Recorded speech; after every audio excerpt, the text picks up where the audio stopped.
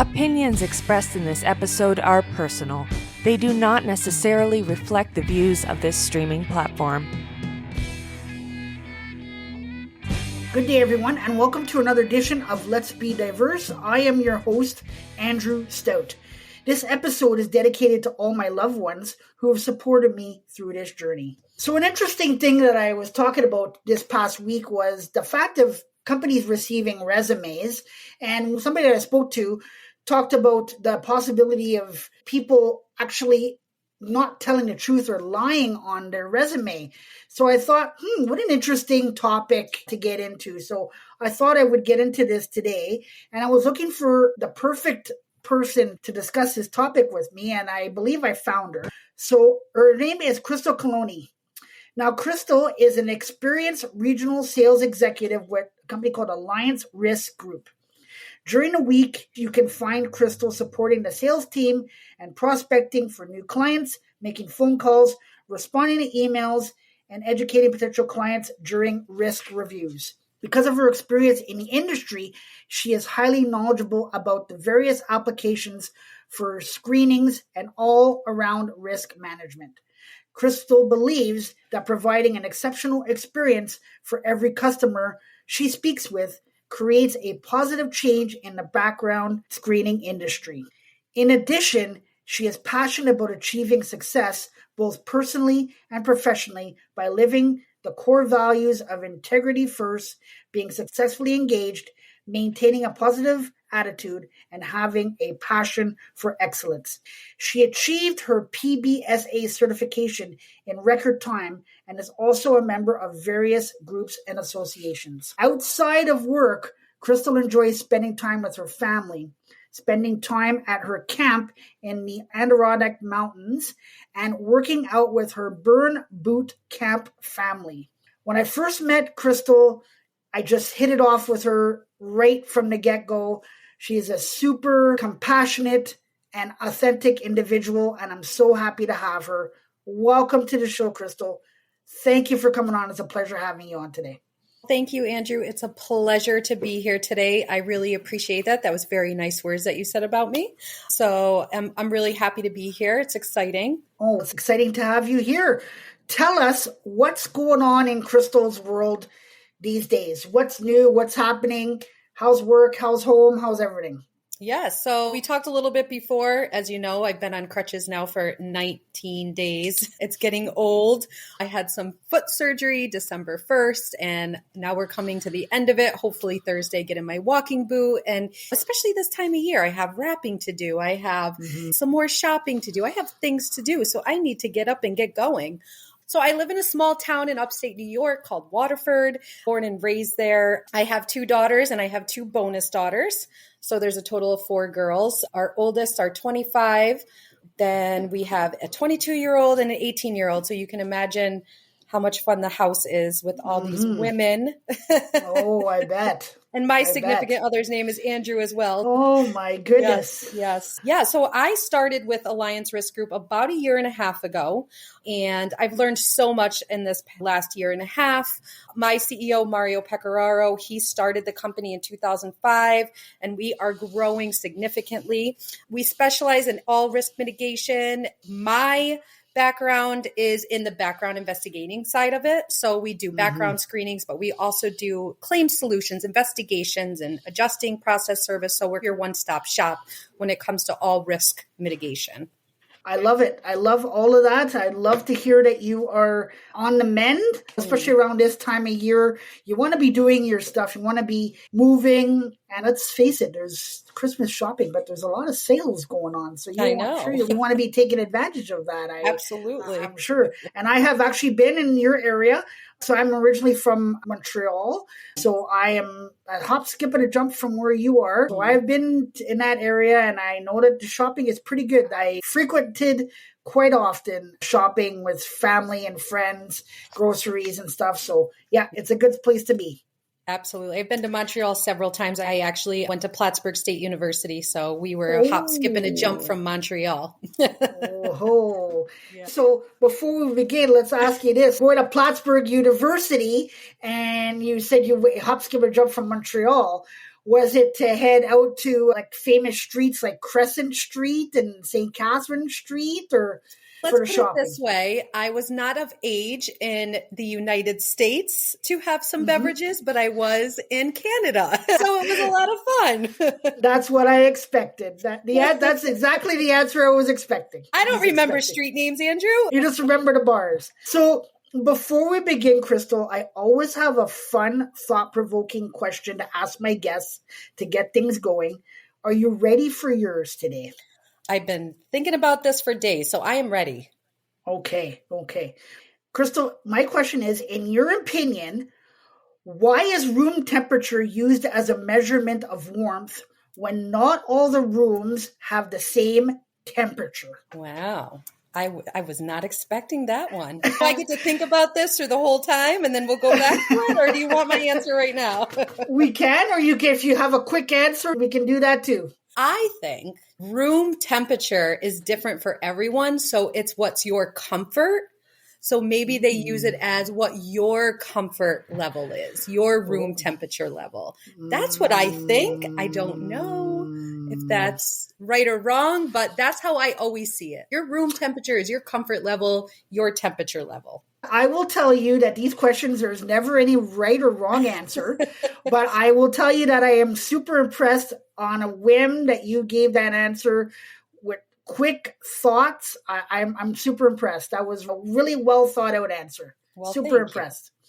So thank you for having fun with me. I really appreciate that. I probably enjoy those more than the guest just because I like to hear the answers. It's super fun for me. So I know you delved into a little bit of what you do at your company and stuff, but what I'd like to do is start off with you telling us a little bit about you, your story, and your why. I have been in sales for a really long time. Probably, I always say my whole life, because I started at a really young age working in my parents' restaurant. When you're in a restaurant, you're always selling, right? Do you want to add fries with that? Do you want a drink with that? I feel like I've been in sales for just a really long time. Then I went into the insurance world of sales. And what brought me to Alliance Risk Group was I wanted to expand. I was doing insurance sales for a really long time. And I don't know, listeners out there that live in New York State know that New York State, there's a lot of changes that go on when it comes to the insurance laws, and we were behind. And I was really looking for something more. I was a single mother for a long time. Sales was a great way to make money. And I also was able to attend functions for my children. I was able to make my own schedule. I didn't want to miss out on their activities when they were in school, their sporting events. So that was a really big why for me, was just making sure I could keep that work, home, family balance really balanced. And it also made me more responsible with time management, like just all the things that you don't learn in school, but you should be, right? We should be learning these things. So I had to really teach myself a lot of that. I was the first one in my family to ever go to college, which is a great accomplishment. Both my parents were professionals. My father was a police officer, but they didn't have to go to college back then. My mom was a paralegal and had to just take some courses. So as far as like having a college degree, I was the first one in the family. Of course, I'm not using the college degree, what I went to school for, but that's okay. So I think that the biggest why for me is definitely being able to just be there for my children when they needed me, watching them grow, watching them really flourish into the women that they are today. Both their fathers are amazing people, wonderful men in their lives. We definitely had a great relationship when it came to parenting together. I would definitely say that's my biggest why for sure. So much that I want to pack into from what you had said to me. First off, congratulations in my mind for figuring out and adapting to the situation that you were in and figuring out how you wanted to continue on, specifically professionally, that you were in sales. And I know sales is sales, but going from one type of industry to another type of industry, sometimes it can be difficult for some people to adapt to. So you adapted to that situation by far. The second thing that you said to me was that you're not doing what you studied in school. I'm a firm believer today. Years ago, it used to be that you studied what you studied. You went to work. You got, the house with the white picket fence, car. You got married, kids, whatever. And you spent 20, 25, 30 years with that company, and then you're retired. Those days are not happening anymore. And I think it's because people are realizing that they're not happy with what they're doing or what they studied. And then it's okay to go into something and study it and decide that you don't want to do it. You don't want to be doing something for the rest of your life and be miserable at it and hate going into work every day. You know, it's important to be going into something that you like to go to and not getting up and driving and dreading the fact that you have to go into that location. Yes. So I believe that is super important. So those were things that kind of came out at me. And you sounded like you were a good mom, that you wanted to be there for your kids. You knew you had to support them. And I feel like, again, today, that people that are looking for companies to work for, especially candidates, this is what they're looking for. It's not just a paycheck. They want to know what the environment is. Is it a safe work environment? Am I going to enjoy it or am I going to hate it? What's the values of the company? Do they have anti-bullying policies, or what policies do they have to make life safe for and enjoyable for their employees? I love what you said, for sure.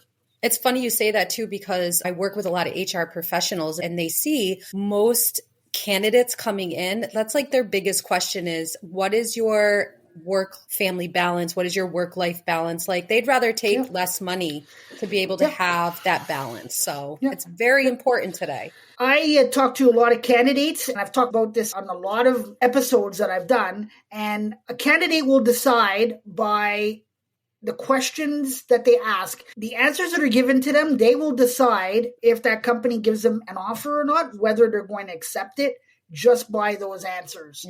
Because they'll walk out and they'll be like, wow, I feel really comfortable about this place, or I'm not sure, I think I'm going to keep looking. So they'll decide right away, and they haven't even gotten an offer yet. Absolutely. I always say, go with your gut. Your gut doesn't lie. Absolutely. Absolutely. So today we are delving into lying on a resume. So what I want to know from you is, why do people lie on their resume? It's funny. Why do people lie? Because they think they can get away with it. They don't think they're going to get caught. People lie because they really think they're never going to get caught. They're going to get away with it. That's the first thing. People also want to appear more qualified for the position that they're applying for, maybe for a higher salary. Or also we find that if people have a big gap in their employment, they don't necessarily want to put on there that gap. So they may lie about the dates that they were at a specific job or career. We find there's two different lies that we're going to see on resumes: lies of omission and lies of commission. Lies of omission, they're going to leave things out of their resume that they don't feel the employer should know. And then your lies of commission are just telling a lie, just completely false statements. They know they're making this false statement. So I mean, nobody lies because they want to get caught or think they're going to get caught. And it is estimated like half the people lie on their resumes. That's 50% of probably the resumes coming in. There's some kind of either blatant lie or just they're leaving something out. Yeah. So that's amazing to me, because when you think about it, when you're starting at a company, you're going in and the first day you're doing an orientation, you're sitting with the manager and they're going over stuff, getting you to sign a whole bunch of paperwork. And then most good leaders will discuss the clear expectations that they have for the employee. Once you're saying these clear expectations, you'd think that you'd be thinking, sitting there and going, can I actually do this? Or I said that I can do that, but am I actually going to be doing that? And I can understand people padding a little bit. I get that. Talked to a lot of people this week, and a lot of people are transitioning to different careers. For example, a lot of teachers, especially in Canada, are transitioning from teaching to another career. So what you do is you take a certain portion of your resume or your experience and you put it in. So let's say you're going from a teacher to, let's say you want to become a recruiter. You're taking certain things that you learned as a teacher and you're putting it into that resume. So good listening skills, adaptability, that type of stuff is stuff that I would put on. to be a recruiter. Now, they're not going to have everything there. They're maybe not going to have the schooling or that type of stuff, but they will have certain things. So I can understand that. But when you're talking about saying you have a bachelor's in, or you graduated in HR from a university when you didn't, it's just going to come back and bite you. Yeah. And think about it too. When, let's say you get offered the position, you accept the position, you go in for orientation, and that manager starts maybe asking some questions, and you have to now remember the lies that you started with. So it's just a bad idea all around. Right.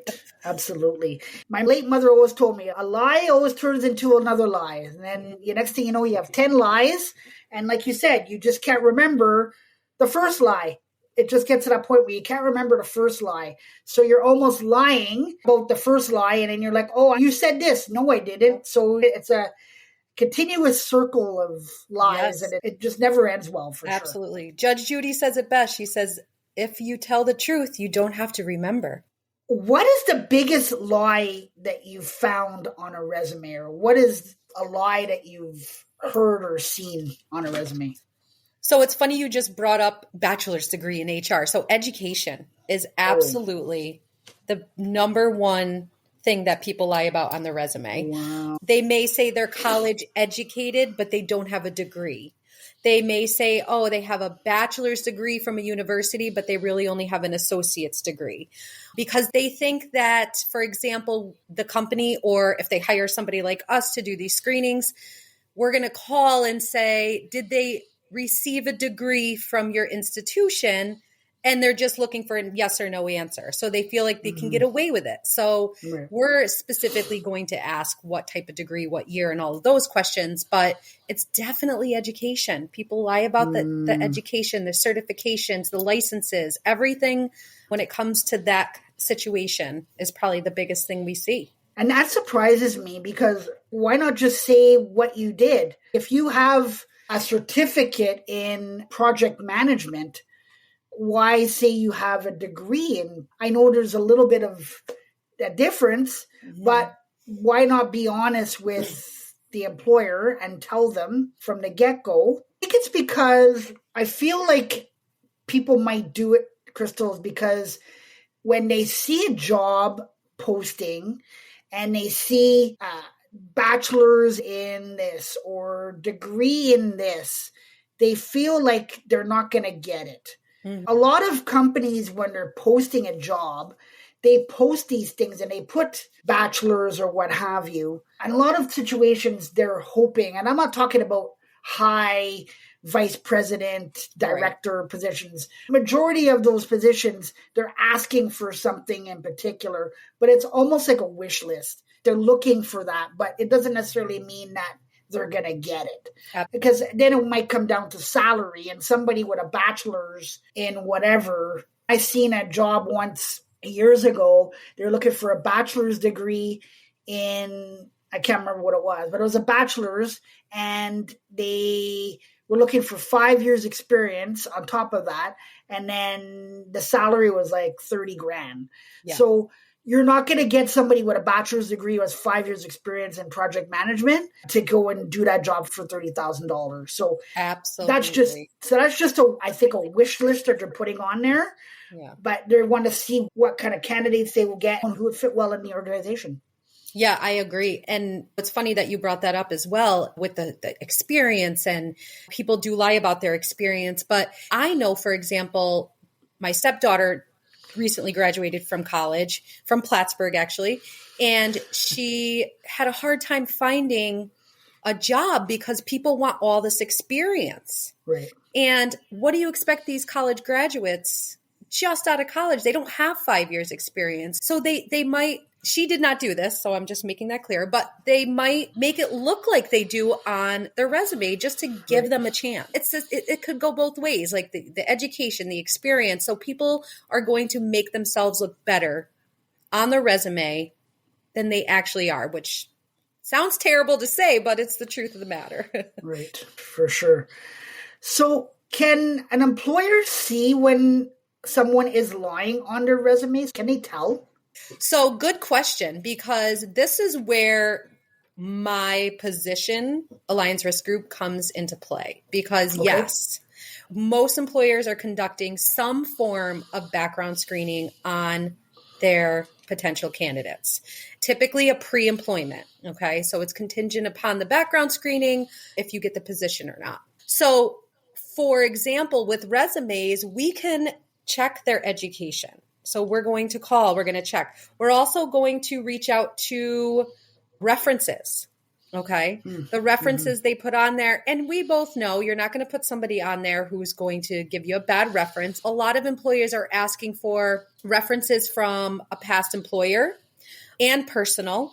Okay. But definitely we are going to do a very thorough background investigation, and it's going to include any license check, any education checks, anything like that. So yeah, they're going to find out eventually that you lied.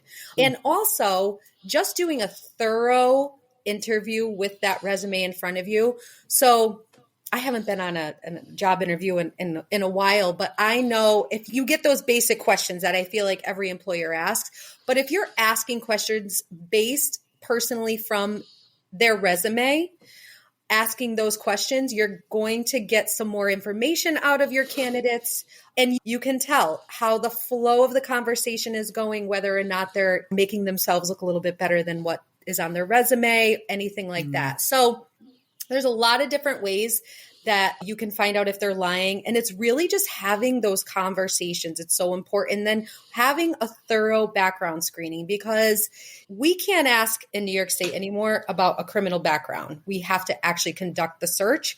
So I know in the past when you were able to, people would lie about that as well. So you always say you want to give people the benefit of the doubt, but you also almost don't want to trust people too much when they're first coming in for that initial interview, because it could put you at risk, your reputation at risk, your company at risk. So those are all things you have to think about. And I can imagine, like, when you're doing the background checks and background screenings or what have you, or reference checks, and you're calling the schools or the colleges to see if they actually did the course or what have you, imagine that you're not too concerned about the grade per se. You just want to know whether they took the course and they actually graduated. The mark that they got is not indicative of whether they got it or not. It's just a matter of, did they actually do it? Yeah.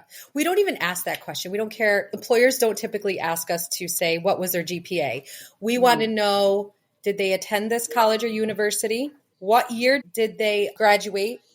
And I know sometimes that's off. That's not going to be a deciding factor, because I always forget what year I graduated.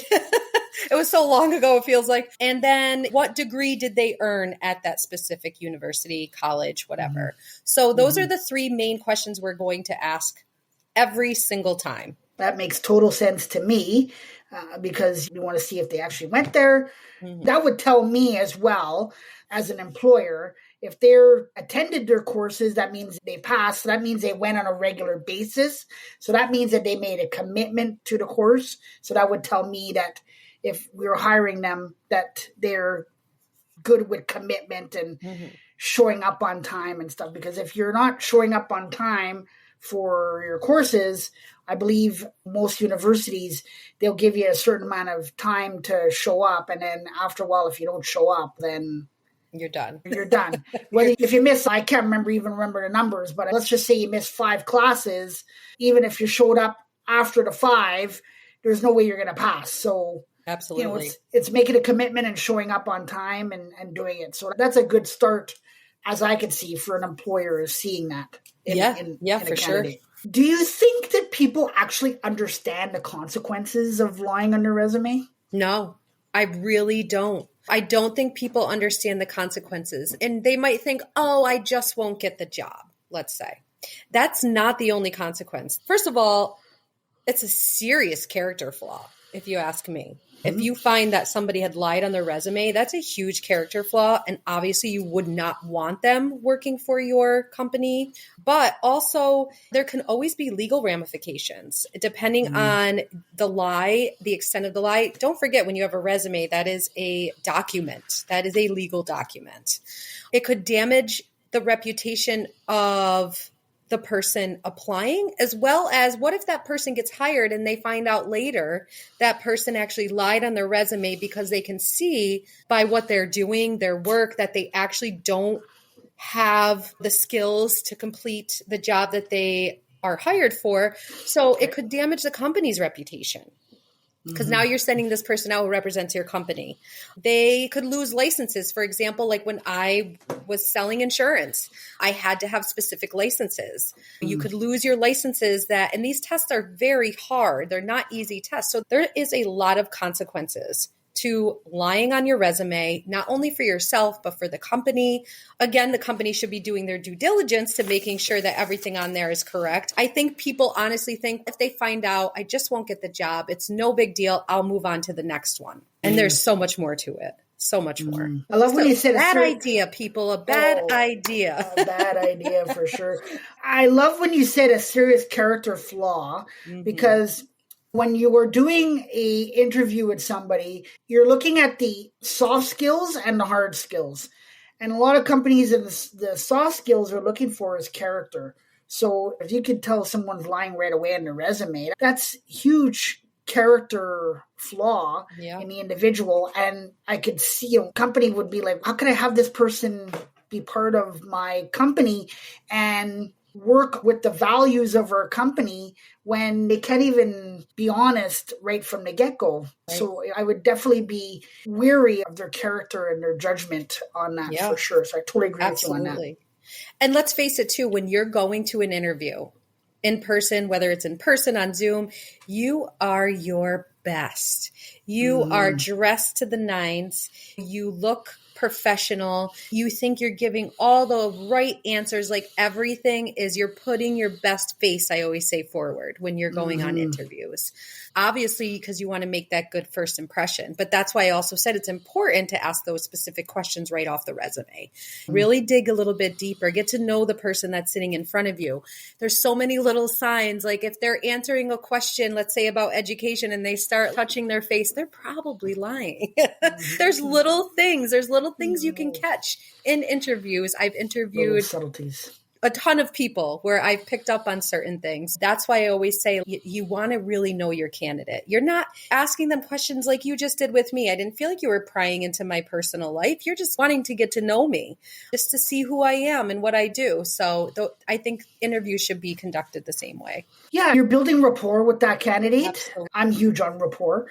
So I think when you're going in there, you're having a conversation with that candidate, and the company is seeing if they can build rapport with that candidate, and the candidate is seeing in turn if they can build rapport with this company and their leader and their team and their coworkers. So it's a two-way street there. If you're not going to be honest right from the beginning, there's just going to be issues, and like you said, people can see it, and it's just going to be a difficult situation for you. So why put yourself through it? And let's face it too, the candidate's probably interviewing the person who's interviewing them. So it could go both ways. One of the biggest things I always say is when they say, do you have any questions? Always ask a question. Always ask a question, because that's going to allow you to feel if you're going to be a good fit for them, but are they going to be a good fit for you? Right, it does go both ways for sure. Absolutely. Crystal, if you could choose one word to describe yourself, what word would that be? That's an easy one. Positive. I try to find positive in every single thing, good or bad. I'm always trying to find the silver lining. I always say that there's always a silver lining. There's always a silver lining. There's a lesson to be had from this. And people do say that about me as well, that I just find positive in a lot of things. I've been on crutches for 19 days. Guess what? I'll find a pilot. Like you said, I have people waiting on me.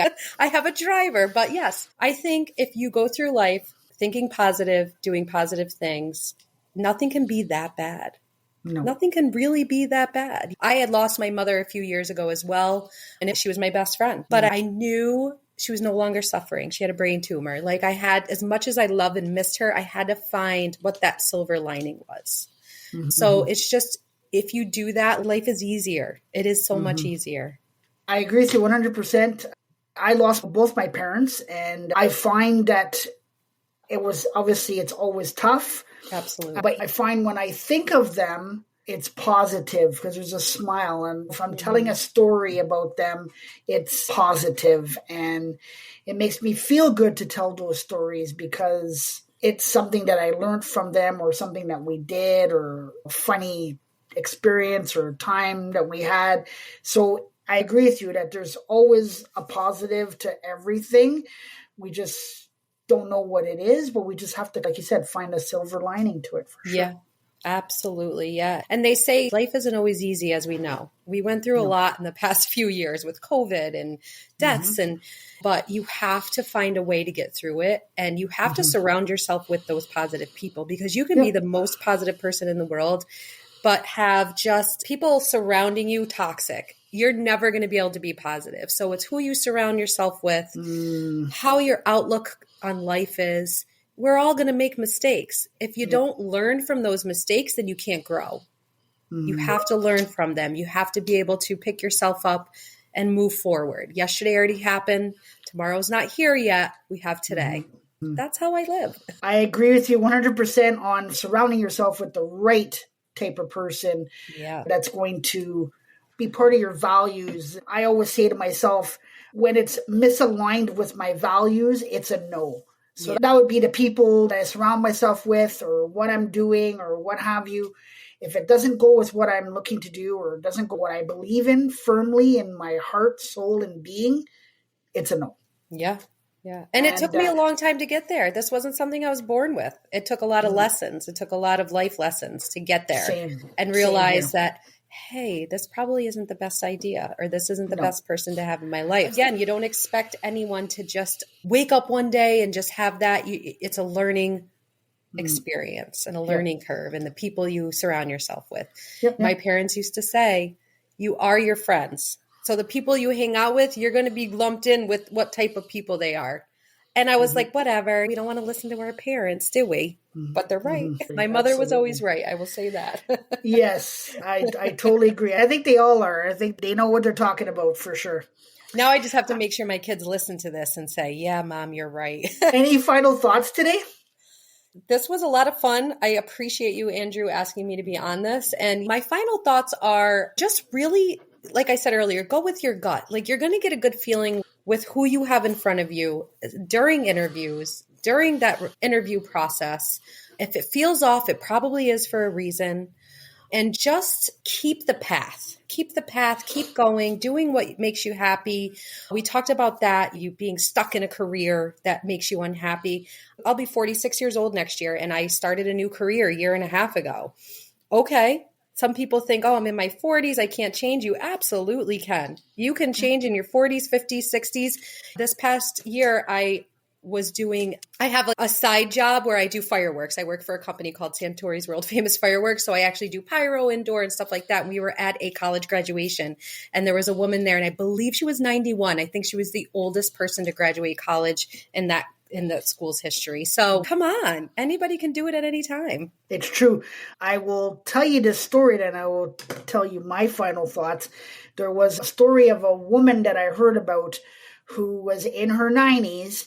And she decided that she wanted to go back to school to have a degree. And this person that told the story said that they were going to school at the time and they couldn't figure out, like, why is this person going to school? Like, they're in their 90s. So after a year or two, she finally got the courage to ask her, hey, can I ask you something? Why are you studying?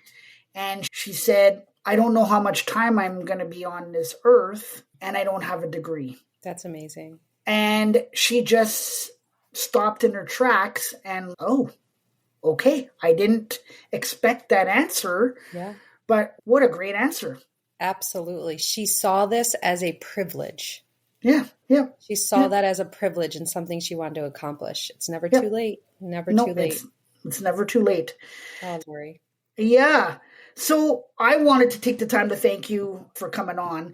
I really felt like this was such an amazing conversation, so fun to have, so important, something that people don't probably think about in a lot of cases. So I just think it was super. And I want to thank you for coming on.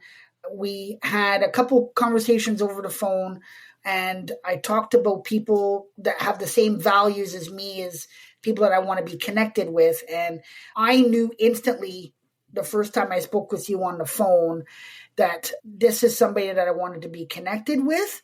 This is somebody that I wanted to talk to. This is somebody that I wanted to work with because they just seem to have the same values as I have. And I just thought you were just a tremendous individual. And I'm just so happy that you had said yes to me to come on today, because it was a really great conversation. So thank you. Yes, it was my pleasure, Andrew. It was a lot of fun. I was honored that you asked me to be on this, and I agree with you. I feel like our first conversation, we definitely aligned as far as our values and what we want to accomplish. So I appreciate it so much, and allowing me to have this opportunity to come on here and talk a little bit about the business I'm in and what I'm looking to do. And anyone, honestly, that just wants to learn a little bit more about any type of background screenings, anything when it comes to that, they can just reach out to me, and I am going to just have a conversation.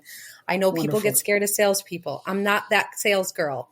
I want to have a conversation and educate them on what to look for or what types of screenings they should be doing, just so they know. I'm not a scary sales girl, okay? I will agree with her on that. She is not scary at all. On behalf of myself and my guest, Crystal, I'd like to thank you all for listening and joining us today. Until next time, be safe, and remember, everyone, that if we all work together, we can accomplish anything. Absolutely. You have been listening to Let's Be Diverse with Andrew Stout. To stay up to date with future content, hit subscribe